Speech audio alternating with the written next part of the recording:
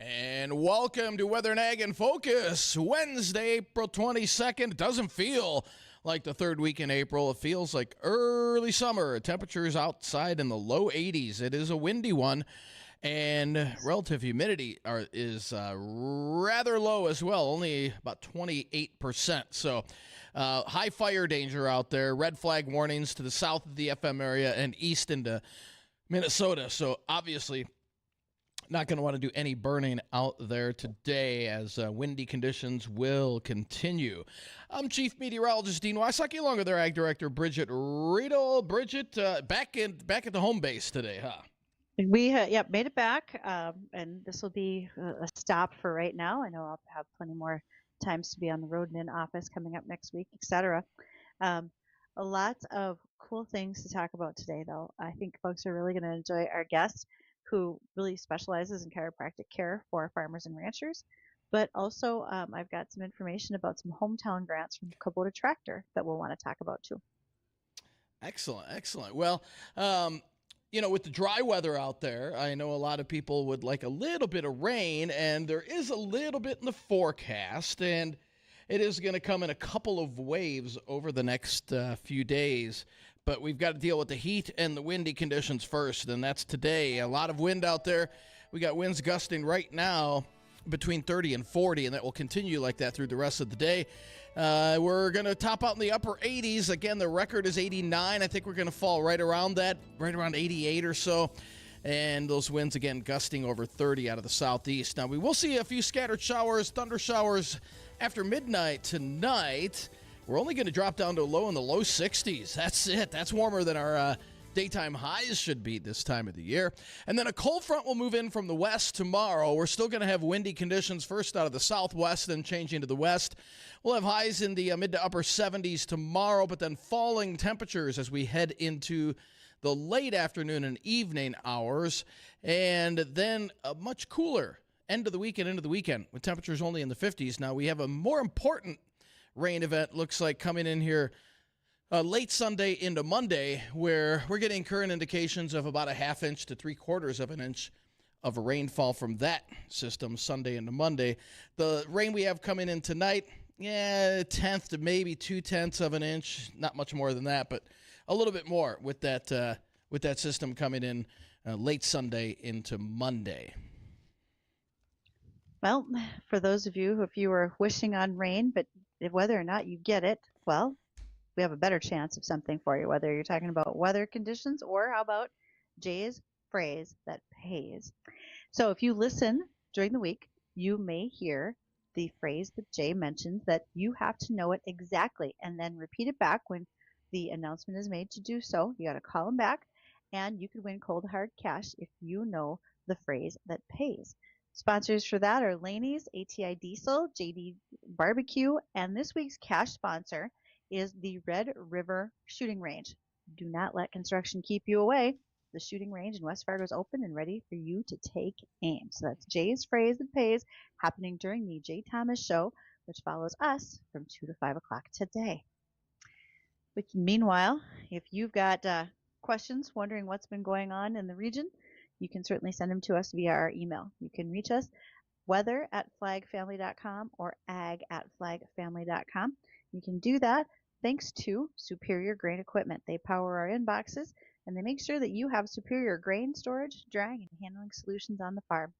Lighthouse Commodities presents a live stream for us every day on Facebook, YouTube, Acres TV.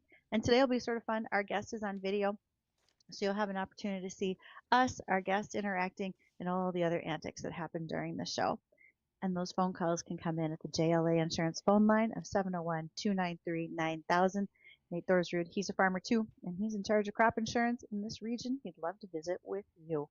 Again, you can reach us at 701-293-9000. So it's Wednesday weather trivia too. There's a lot of action going on today.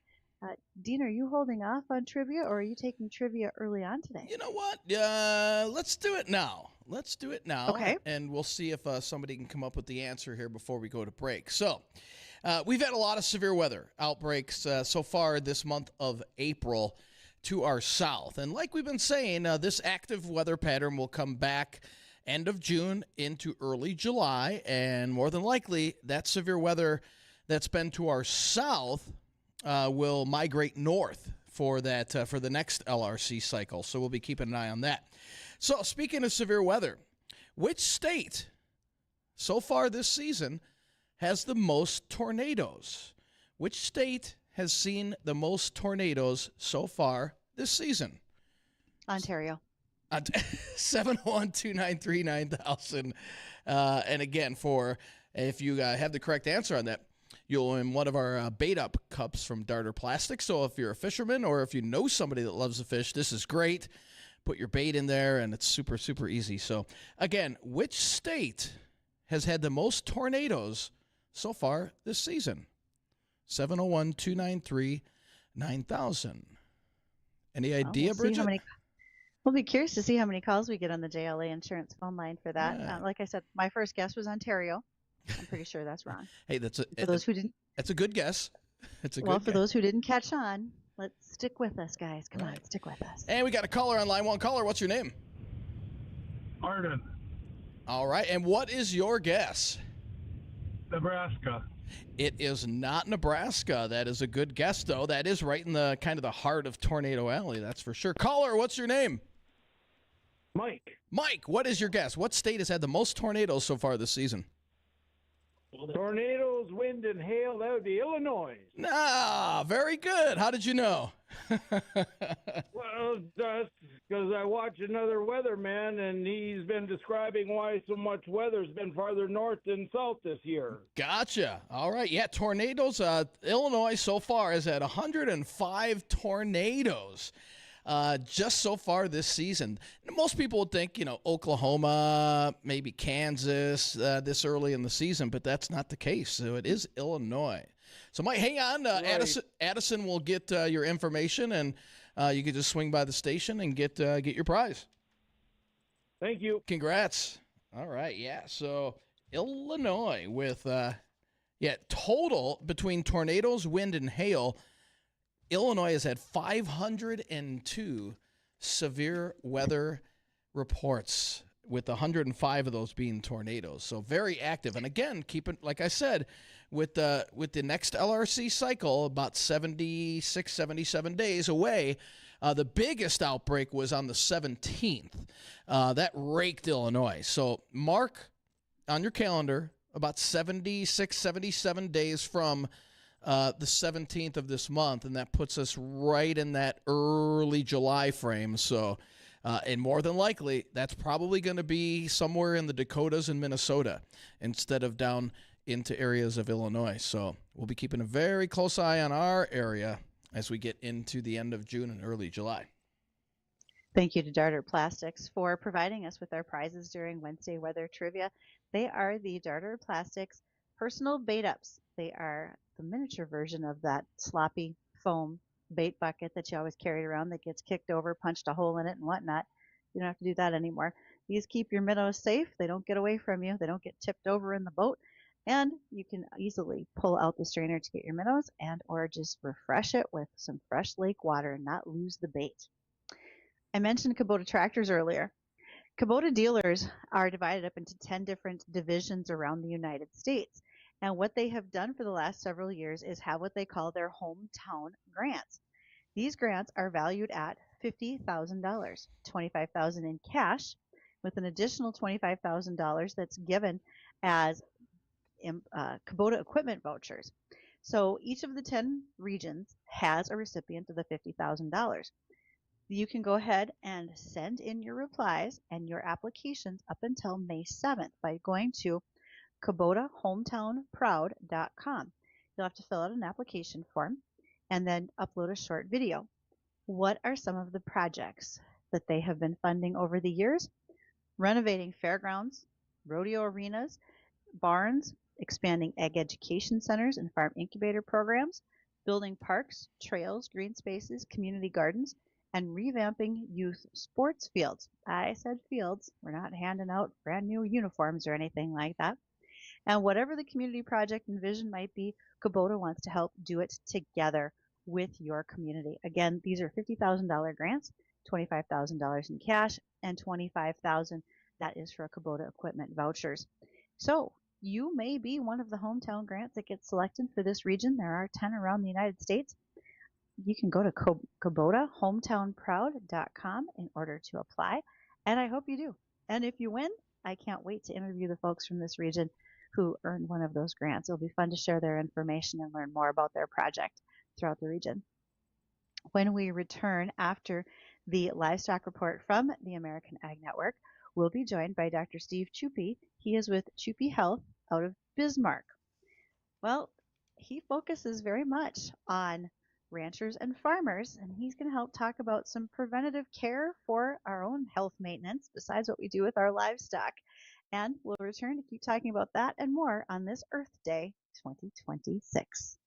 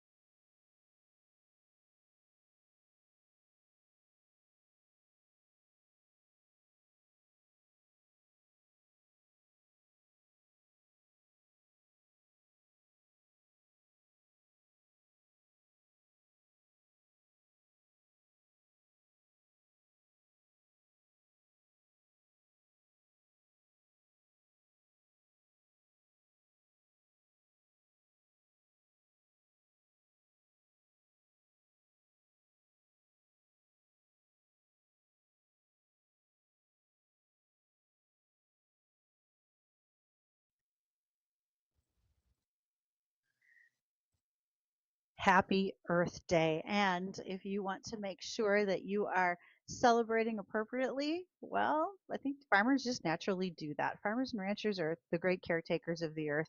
They practice great stewardship and so much more. So I'm just going to call it right now and say they were celebrating without even trying. Today we get to celebrate more about farmers and ranchers by talking about their overall health. And maybe some of this hits home to many of you. You know the old adage that farmers don't go in until they have to wrap a blue shop towel and tape the whole injury together with black electrical tape. In fact, they might not even go in at all in most cases. But our guest today is going to help us to remember maybe we should be a little bit more preventative than that. We're joined by Dr. Steve Chupi. He is with Chupi Health in Bismarck. And well, Dr. Steve, you have a long history in farming and ranching yourself. Care to introduce yourself? Yes, so I grew up in western North Dakota. My background is more ranching than farming. My folks ranch out in the Badlands, and I pretty much grew up out west and was around livestock. So when we did farm stuff, we had a lot of haying and that type of thing, but not so much grains. We had some, but having grown up around it, I feel like I have a pretty good background in what types of things to watch out for and that kind of thing, especially with day-to-day farm ranch activities. I've been through it, and I'd like to sit here and tell you that I was safe all the time growing up, but we weren't. There were a lot of different things. I'm somewhat lucky to be around. I was just talking to my cousin this morning with some of the different things that happened when we were growing up, especially with livestock, and there are just so many things you can do preventatively to help it instead of waiting till something's a disaster. Well, I can understand exactly what you're talking about because yes, there's many moments of, wow, I can't believe I just did that and survived. So, as a kid growing up in the Badlands, being part of a ranching operation, how did you lean towards chiropractic care as you aged? Well, so we were a family of seven, six boys, and I was in the middle, so it wasn't going to be like I was going to end up with the ranch or anything like that. And I started off after high school. I worked in the oil field a little bit, but I also went to college and I played football then and was I was pretty active physically. I did a lot of different things like that, a lot of lifting, bending, and twisting. And when I went to school, I wasn't really sure what I wanted to go into. I was a good student, and I figured I didn't want to have that go to waste. So I looked at different things. I looked at possibly going into medical school or physical therapy, that type of thing. I knew I wanted to challenge myself a bit. And fortunately, for me, I ran into a chiropractor who was back on spring break and visited with him. And within 2 or 3 minutes, I knew that's what I wanted to do.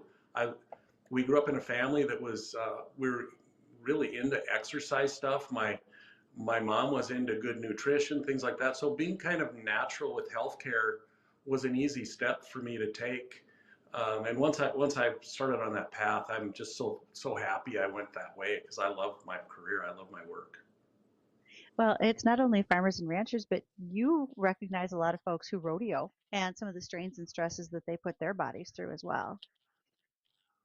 Oh yeah, so I was just talking to my cousin about that too.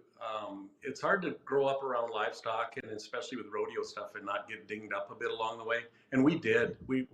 There's so many times where honestly you're probably near to a very serious injury, sometimes even death, but you don't think about that then. You just kind of roll with it and you dust off and keep going. But I'm really glad that I did it, but I'm also glad that I didn't do it for long. Once I started into high school, I kind of backed off from that. I still was around horses and livestock and whatnot, but I didn't rodeo anymore after that. I was mostly working in the summer, so I really didn't have time to do that. And I'm kind of thankful I didn't do that because there's really a price that you pay for that. It really tears up your body.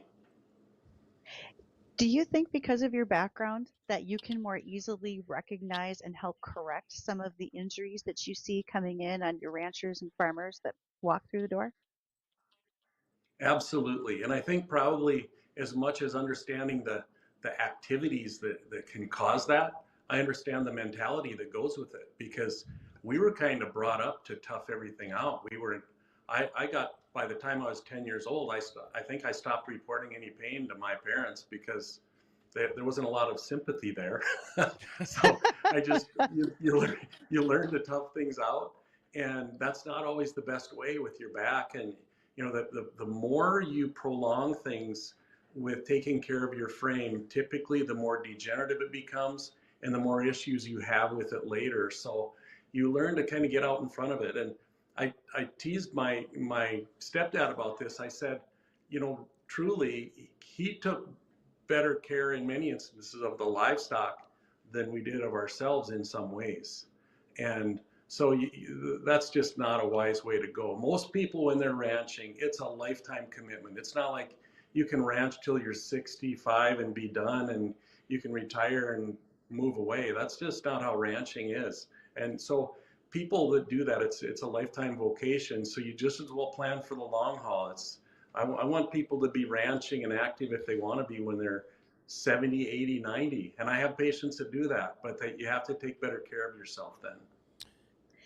And Dr. Steve, what would you recommend? I've seen chiropractors myself for, goodness, 20, 30 years due to, like you said, twisting, turning, golf, sports when you were younger, and then you get older and it takes a toll on you. What's your best advice for somebody that I'm a full advocate of chiropractic care, and what's your best advice to people if they're in the ranching industry, if they're in the farming industry where it does take a toll on your body? What's your best advice to them? Well, it's very simple. So when we think of your frame, it's your spine, your back, your limbs. That's mechanical. And when we think about musculoskeletal, that's the mechanical portion of it. But if you don't take care of that mechanical portion of it, and if your back becomes degenerative because you're not taking care of it, when your back gets degenerative, it starts to squeeze down on the nerves that exit from your spine. And that can cause a lot of issues with pain and general health, even strength into your legs and arms. So it's really smart. If you have pain that's there and hanging around for any reason, that should be addressed. And I'll tell you this, the sooner I see it, the less I have to treat it. If something has been there for months or years, which is sometimes the case with some farmers and ranchers that I see, if it's been there that long, the muscles and ligaments are used to holding it that way, and it takes longer to retrain it. So the quicker you get at things, the less it's involved. And I have a lot of patients who are in farm ranch life. I have a lot of patients from the western side of the state that even come to our office in Bismarck. But when they do, I try to teach them to get at it. Like if they have a twist, slip, fall, if they're working with livestock, if they're shoveling grain, whatever it might be that triggers it off, the sooner I get at it, the less treatment it takes. And aside from that, even if things are holding up reasonably well, and it's been quite a while since you've been checked, it's not a bad idea just to do an occasional preventative checkup, because we can find things that are going on before they really get started. The reason I gave you a call was I read an article in North Dakota Stockman's magazine in regards to your background and the chiropractic care that you provide. And there was a section of that article that talks about health and safety recommendations. And I want to visit about some of those when we come back from our bottom of the hour news. Things about your seats and controls and getting in and out of the cab a little bit more frequently. Because as we get into planting season, we can fall into some old habits that can create some bad situations for us. So I look forward to those and many more parts of our conversation with our guest today. He's Dr. Steve Chupi with Chupi Health out of Bismarck.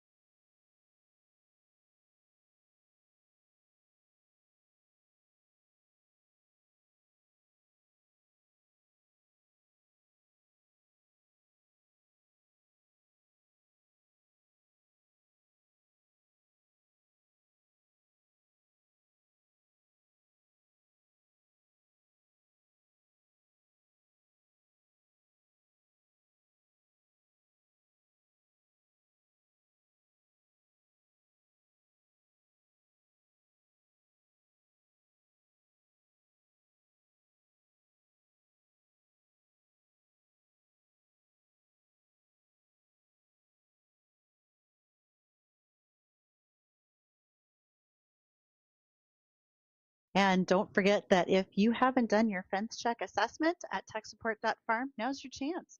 Chris Sherman and techsupport.farm specializes in cybersecurity management for agribusinesses as well as your farms. Look them up, see what important things you might need to know in regards to the fact that food security is national security, and our cybersecurity is very much needing an upgrade according to the FBI and Homeland Security. So again, techsupport.farm, check them out. Our guest today is Dr. Steve Chuppy. I apologize, I had that wrong, but he is with Chuppy Health out of Bismarck, and we want to be talking about chiropractic care for farmers and ranchers. And in the article that we talked about from the North Dakota Stockman's magazine, Dr. Steve, you mentioned some things for health and safety, especially as we're getting into planting and then haying season. One of it's with the equipment that we're using, our seats, our controls. What advice do you have for those who might be listening from the tractor cab today? I feel that I have some very good advice for farmers and ranchers in this, and this is so simple to implement.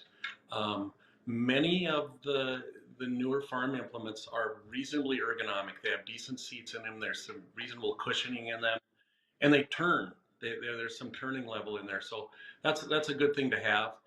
Thinking about it this way, most farming and ranching applications, especially like with haying and that type of thing, but even seeding, people oftentimes will look off over their right shoulder, so they're going to be in a right turn. And oftentimes when I'll check patients that have been in a farm implement for years, when I nerve test them, I'll find that they really are weak when they turn to the right. So that's shutting down on some of their spinal cord nerve signal as it goes down from your head and neck down into the rest of your body. And so it's really important to make sure that you keep that spinal cord signal as free as possible. Chiropractic, of course, helps with that. I mean, that's when we adjust and we nerve test, we can open up that signal, but some of that you can prevent on your own. If you, for example, if you are mowing or haying and you're looking off to your right like that, or you're seeding, when you turn, ideally, if you turn your whole body to 45 degrees, when you do that, when you look to the right, you're looking at roughly a 45 degree, and to your left at a 45 degree. So you're limiting your range of motion by 45 degrees off to the right, and you're actually mixing it up because you look forward and you look back as you're working. So that's one thing you can do. Another thing is this, like when you know you're going to be in there for a long time, build in just even 2 or 3 minutes in your day to just move around your farm implement. I tell people that if you've been sitting for an hour, you should stop your machine, get out of it, walk around it 2 times, and get back in and go. If you honestly take more than 30 seconds, you're probably taking longer than you have to. That redistributes the weight of the disc, and you will absolutely notice a difference at the end of the day when you do that. You should not be sore and achy when you get out of your machinery, and you shouldn't be sore and achy at night because you've been doing that all day. So take those little preventative steps. Also, getting in and out of your machinery, use good sense with that. Sometimes people will be in a hurry. They'll jump those last few steps. And just thinking of those things, most people, when they have those little injuries, wish they could have a do-over. So why not just do it right away so you can be preventative? It just makes really good sense.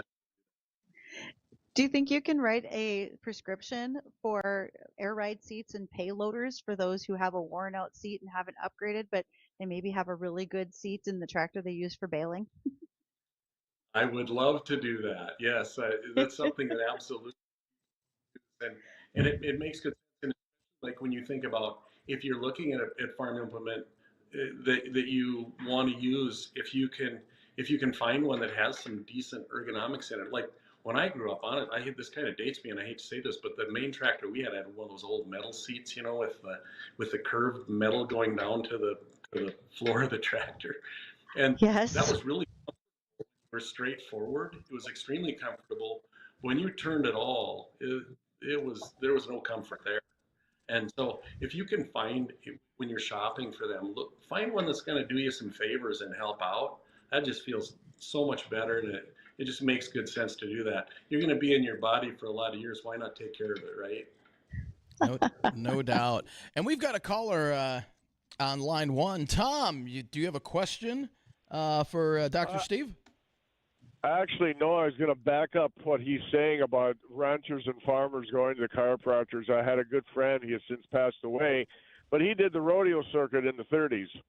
1930s, was born in a covered wagon and worked hard all his life, got into the rodeo circuit, and then was a cat skinner and a rancher later in life. But he could have benefited. He knows, he talked to me and he'd said he could have benefited from a chiropractor long time ago. And but yeah, so I'm just backing up what the doctor is saying, that every rancher and farmer should get in, get checked. I've done it most of my life, and it's helped me significantly. That's an excellent point, Tom. I appreciate that very much. And as you talk about that, we know that we're about to start putting a crop in the ground, and many are going to wait until they have a rain delay or there's a little break in the action to go in. But it's not just about thinking about your back. We, as Dr. Steve said, we have really good ergonomics in the tractors, but some of the older ones might not be quite as good. So what about adjusting your seats and your controls? Because you make mention about overextension if you don't have things up close to you. How can we be better about that while we're in the cab? Yeah, there are definitely things that you can do. And this is one of the cool things about working with farmers and ranchers. I don't have a patient base that's more innovative than farmers and ranchers are. If you ask them to try to look at a way to do it better, they can figure out a way to make their machinery work that'll fit. I mean, it's incredible how creative I've seen some farmers and ranchers be with moving things around.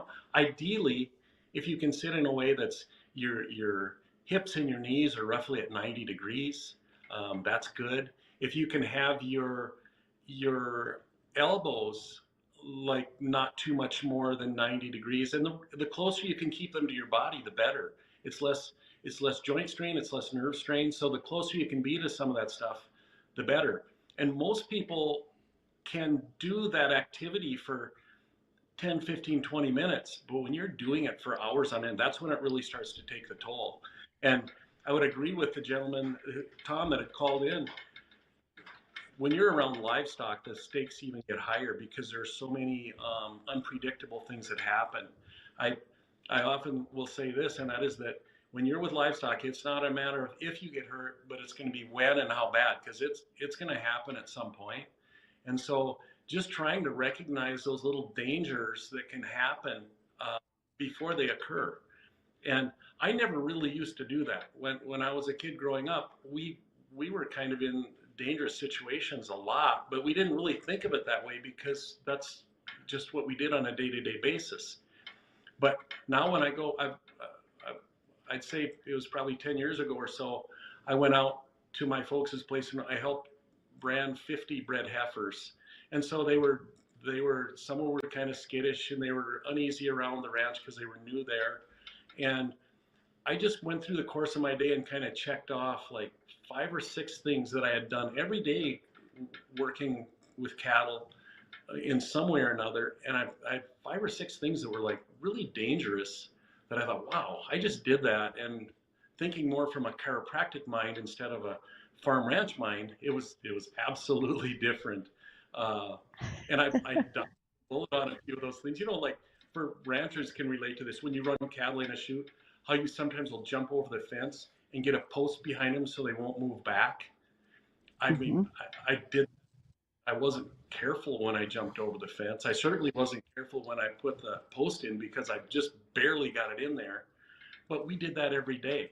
I looked at it differently now because I know what those things do to your body when you do it enough. And as you mentioned in the article, that comparison of wisdom versus brawn.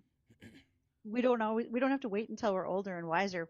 Can start doing that when we're younger, because let's face it, these bodies will last a lot longer if we're a bit smarter about what we're doing. So what you said right now about working cattle and paying attention around livestock matters so much. And I want to ask your advice when it comes to all the lifting that we're going to be doing, because we need to think about it. We need to slow down and be better, whether it's bags of seed, twine bundles, salt blocks, carrying calves.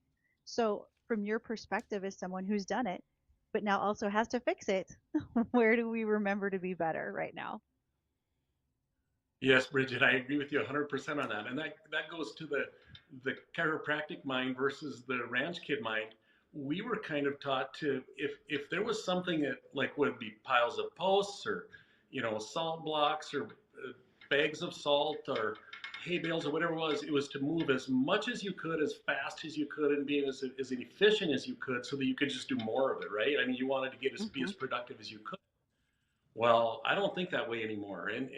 And really, when you have jobs, for the most part, make sane loads. When you're hauling something, instead of trying to lift two 50-pound salt bags, it's okay to lift one.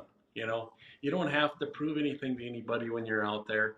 And really, when you think about it, you're actually making it to where it's going to be easier for you to do those things when you're 70 or 80 if you don't beat it up when you're younger and your body can do it and not feel it. So that just makes good common sense there.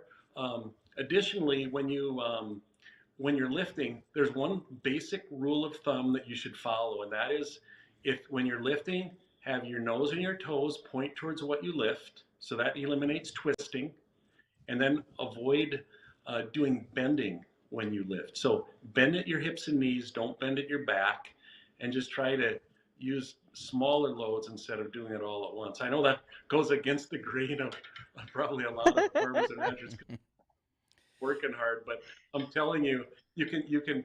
A thing that I've said to my kids a lot, I say, smart people learn from their mistakes, but really smart people learn from someone else's mistakes. So that's their chance, right? Yes, it is. No doubt.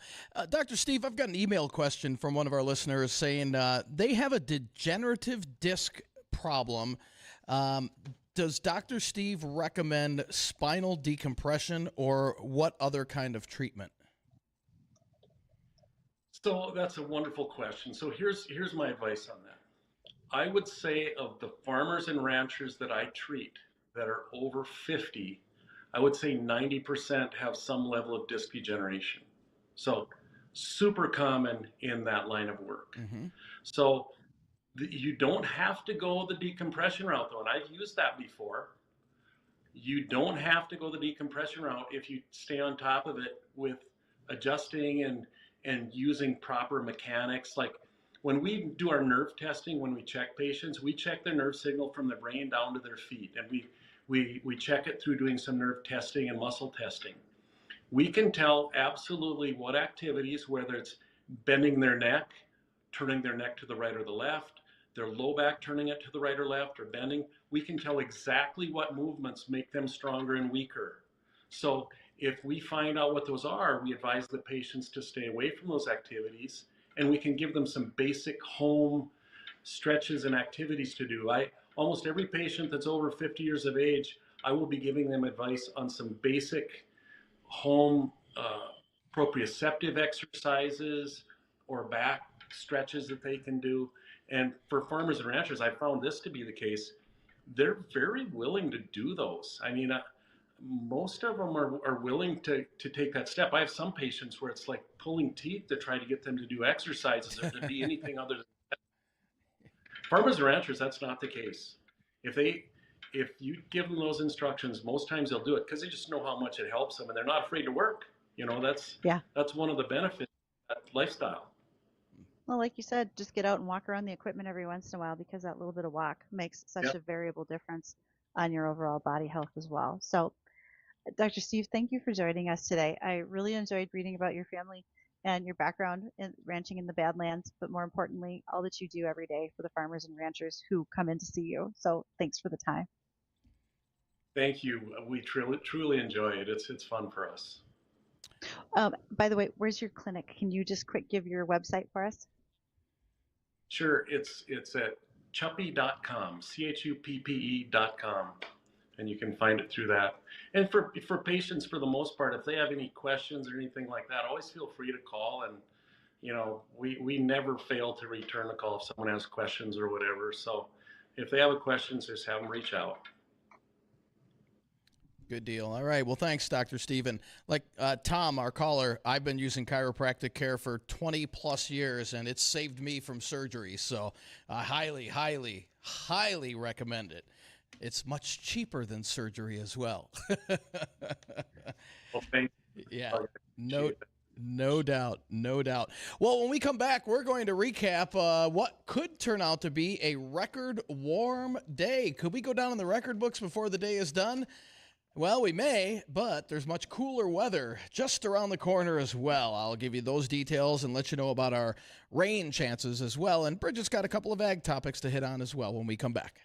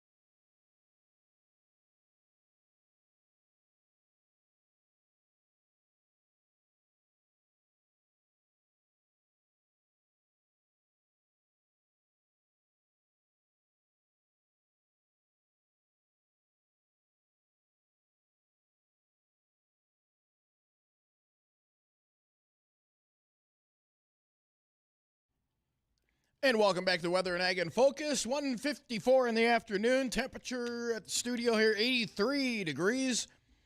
On our way up into the upper 80s today. Our record is 89. We're going to be flirting with that. If we're that close, we might as well put it down in the record book. So let's hope we can get there. It is going to be windy. That's the bad part. High fire danger out there today on Earth Day. So please take care of Mother Earth today. Don't be burning anything out there in this wind today, and just be careful when you're out and about. A very windy day with winds gusting between 30 and 40 miles an hour. Now, we'll see a few showers and thunder showers after midnight tonight as we drop off into the 60s for lows. That's warmer than our average daytime high should be. And then as we head into tomorrow, we're still in the 70s across much of the area, but a cold front will be marching in from the west, and that will give us falling temperatures towards evening, leading to much cooler weather as we head into Friday and the weekend with temperatures in the 50s.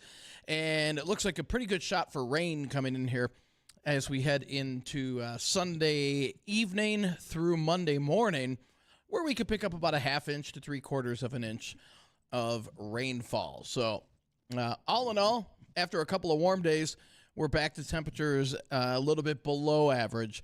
And by this weekend, average highs should be right around 60. Instead, we'll be in the 50s. So not really that far off average, but a little bit cooler than normal, along with a little bit of rainfall as well, Bridgette. Well, you know what? We're going to wait and see how the week shakes out. Some fields are drying out pretty quickly. We're seeing like even the gumbo starting to gray off, but it is still rather wet and mucky underneath. You know, folks are picking and choosing which fields they can get out into, depending on how much sunshine and that nice warm wind blowing across it has helped. So we're going to get as much activity in as we can. If we hold off on moisture this weekend, that's a bonus for a lot of people who are trying to plant. As I visited with folks probably in that Brookings to Yankton area earlier this week, they've talked about the fact that they would take rainfall down there. They're dry. They would happily take it. You move to western South Dakota, same thing. Western North Dakota is not bad. We're not on the drought monitor at all in western North Dakota, but sometimes you just need a little bit of a rain shower so you get a break, right? Because there are some moments you need to just catch up on so many other things, and you've been on the tractor a long time. In those areas down to our south, Bridgette, those areas you mentioned, over the next 10 days are expected to get anywhere from about 1 to 3 inches of rainfall. So there's some decent news for them. A lot of crop in the ground. Yeah. When you get south of Brookings, south of Sioux Falls, et cetera, there's a fair amount of crop that's been planted. Now, there's a pocket in the bump of Illinois that really hasn't had much happening as of yet, and that's primarily because they have heavy gumbo soils like we do, not quite like ours, but pretty close. And they've also just been an area that somebody else gets a half inch and this spot gets 2 inches of rain. So they're looking forward to being able to plant sooner rather than later as well. That'll come around as soon as possible. I think that right now, if we have a little bit of a rolling start to seeding, that helps because you get the kinks worked out. What's working, what's not, oh wait, this was broken, oh shoot, we got to take care of this and the other thing, and just get stuff in a great operating situation, you might say. So it's nice to see that folks are going to get a little chance to get their feet under them, although I know we would love to get as many acres planted as we could.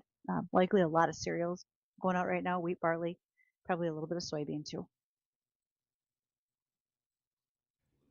Well, that'll do it for today's edition of Weather and Ag in Focus. I want to thank everybody for joining us, but don't go anywhere. The Jay Thomas Show is coming up next.